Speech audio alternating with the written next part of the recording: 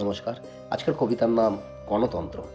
কলমে ও কণ্ঠে সুরজিৎ পাত্র, লেখা ২৬শে জানুয়ারি ২০২৪। আশা করি সকলের ভালো লাগবে। সকলের জন্য এই কবিতা।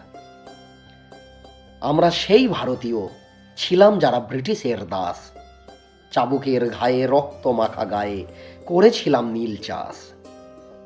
মুষ্টিমেয় বিদেশি এলো, দখল হলো দেশ, না চিনলো আমাদের, না জানলো ভাষা, তবু সাজিয়ে নিল পরিবেশ।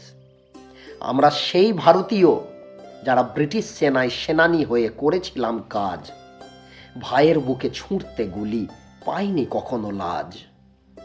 নৃশংসতার চরমে গেছি, ইতিহাস ভোলেনি আজও জালিয়ানওয়ালাবাগ। হত্যাকারীর মাঝে আমরা ভারতীয় ছিলাম ৭০%। আমরাই ধর্মের ভিত্তিতে ভারত ভেঙে ভারত করেছি ভাগ। আজ ধর্ম নিরপেক্ষতার মুখোশ পরে ধর্ম করেছি ত্যাগ।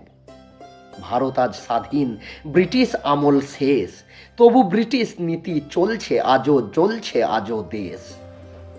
ভরা মঞ্চে নেতার উস্কানি, ধর্মে ধর্মে ভেদাভেদি, একজনকে তুষ্ট করতে ভাঙে অন্যজনের বেদি।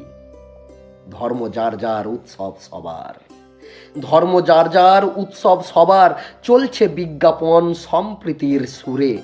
সেখানেই আবার রামের প্রতীকী ঝান্ডা ফেলছে তারা ছুঁড়ে। তুমি করবে আল্লাহ আল্লাহ, তুমি করবে আল্লাহ আল্লাহ, গাইবে নবীর গান। আমার ধর্ম সনাতন, করব রাম নাম, এতে কার কিসের আপত্তি? আমজনতা ভালোই থাকে, আমজনতা ভালোই থাকে, হিন্দু মুসলিম মিলেমিশে ব্যস্ত। আমার বন্ধু সাব্বির নুমান, নুমানের বন্ধু কেষ্ট।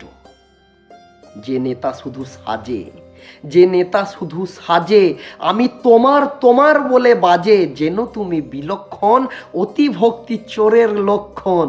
না সে হিন্দুর না মুসলিমের, সে শুধু তোমার দুধ দেবে যতক্ষণ। কৃষ্ণ মানে না হিন্দু সেজন, রোজা রেখে ধরে ভেক। কৃষ্ণ মানে না হিন্দু সেজন, রোজা রেখে ধরে ভেক। রহিম করিম বন্ধু জাগো, নিশ্চয়ই সে ফেক। যে ঘরের নয় সে পরেরও নয়, যে ঘরের নয় সে পরের নয়। বেটা বিরাট অভিনেতা, রঙ্গমঞ্চে কখনো সে ভাই, কখনো সাজে পিতা। তাই তার নাটক দেখে আতর মেখে করোনা জড়া জড়ি, তাই তার নাটক দেখে আতর মেখে করোনা জড়া জড়ি। স্বার্থ শেষে অর্থ পেলেই ঢুকিয়ে দেবে ছুরি। কালকে যারা ব্রিটিশ ছিল আজকে তারাই মন্ত্রী, কালকে যারা ব্রিটিশ ছিল আজকে তারাই মন্ত্রী। ভাষণ মেরে শাসন করবে ফন্দি আটে ষড়যন্ত্রী।